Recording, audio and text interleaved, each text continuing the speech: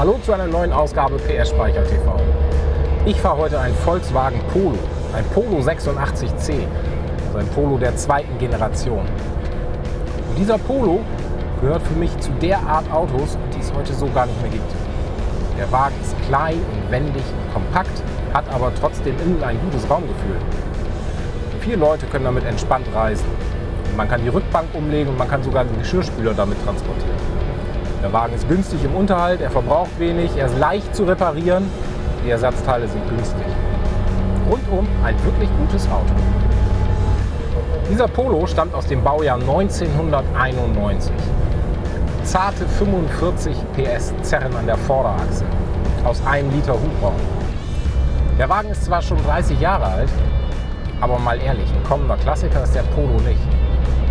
Da gibt es andere aus dem Jahrgang, die dafür besser geeignet sind. Besonders hübsch ist er auch nicht. Also, warum fahre ich heute diesen Wagen? Ich sag's euch, dieser Polo ist nämlich etwas ganz Besonderes.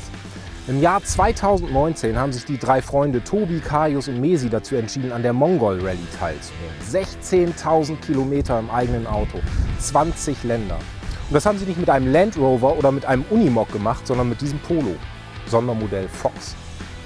Warum sie das gemacht haben und was sie dabei erlebt haben, das erzählen mir gleich die 3 Freunde, denn heute Abend gibt es einen Vortrag zu diesem Thema von den Förderfreunden im Rahmen der Einbecker Oldtimer Tage. Und da muss ich jetzt hin, denn das Auto muss pünktlich auf der Bühne stehen.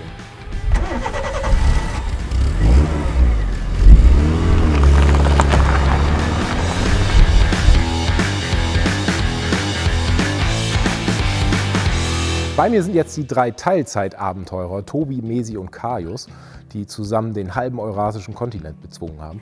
Vielen Dank, dass ihr da seid. Schön, dass ihr euch die Zeit genommen habt, kurz vor eurem Vortrag. Erzählt mal, wie kam es zur Mongolei? Wie kam es überhaupt zu dem Polo? Warum habt ihr keinen Land Rover genommen oder keinen Unimog? Das begibt sich aus der Rallye an sich, die Mongol Rallye. Die maximale Hubraumgröße ist 1 Liter oder 1200 Kubikzentimeter im neuen Reglement. Und deswegen haben wir uns für einen Kleinwagen entschieden und damit wir es original machen, mit einem Zweitürer mit 3 Personen. Und das ganze Ding ist die Mongol Rallye und deswegen eben die Fahrt in die Mongolei. Bei der Mongol Rallye steht ja auch der Charity-Gedanke im Vordergrund. Ihr habt Sponsoren gesucht. Habt ihr viele gefunden? Haben sich da viele Leute daran beteiligt oder viele Firmen? Es ist eine historische Charity-Veranstaltung, deswegen gehört es mit dazu. Es ist aber noch viel einfacher gelaufen, als wir uns das vorgestellt haben, weil die Reise einfach begeistert, das Unterfangen begeistert. Also Freunde und Familie waren sofort bereit, uns zu unterstützen, uns auch zu folgen. Und auch Firmen waren, ohne dass wir sie überhaupt gefragt haben, bereit, uns zum Beispiel beim Auto zu helfen. Ich habe eben hinten am Polo so eine kleine Strichliste gesehen. Da geht es um Pannen, um die Breakdowns. Wie hat der Polo denn überhaupt durchgehalten? Ich meine, das ist ja ein Kleinwagen, das ist kein Rallye-Auto, das ist nicht für so große Etappen gebaut. Und wie viele Kilometer seid ihr überhaupt gefahren? Wir sind ca. 27.000 Kilometer gefahren. Der Polo hat relativ gut durchgehalten. Wir haben genau 9 Reifen verschlissen und ein Getriebe. Aber generell, wir sind zufrieden. Aber sonst keine größeren Blessuren am Polo, keine größeren Unfälle oder dergleichen?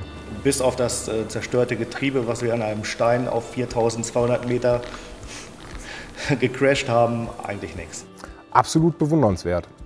Ich frage euch jetzt nicht nach den schönsten Erlebnissen auf der Reise, weil ich kann mir vorstellen, bei 27.000 Kilometer, 20 Länder, 10 Wochen unterwegs, da gibt es so viele Eindrücke, das kann man in so kurzer Zeit wahrscheinlich alles gar nicht wiedergeben. Aber vielleicht könnt ihr den Leuten mal einen Tipp geben, die sowas Ähnliches vorhaben. Worauf muss man achten? Was für ein Auto nimmt man? Was sollte man auf keinen Fall vergessen, wenn man auf so eine lange Tour geht? Der größte Tipp und der beste Tipp ist tatsächlich einfach machen. Also das Auto ist egal, es ist völlig egal, wo man hinfährt. Es ist nicht egal, mit wem man fährt. Ich glaube, das ist das Wichtigste, dass man sich vorher darüber einig ist, weil man die ganze Zeit auf engstem Raum lebt. Man hat die einzige Alleinigkeit, hat man wirklich nur in seinem Zelt.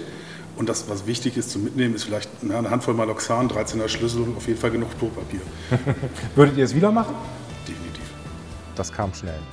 Wir müssen jetzt die Bühne räumen, euer Vortrag beginnt gleich. Ihr fahrt morgen die PS-Speicher-Rallye mit dem Polo. Die ist nicht ganz so lang wie eure Tour durch Europa und Asien. Da wünsche ich euch viel Spaß, viel Erfolg. Und wir sehen uns dann nächste Woche Donnerstag wieder.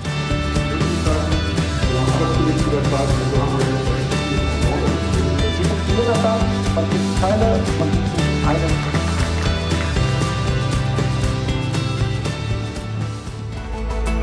Unterstützen Sie den PS-Speicher und werden Sie Mitglied bei den Förderfreunden PS-Speicher.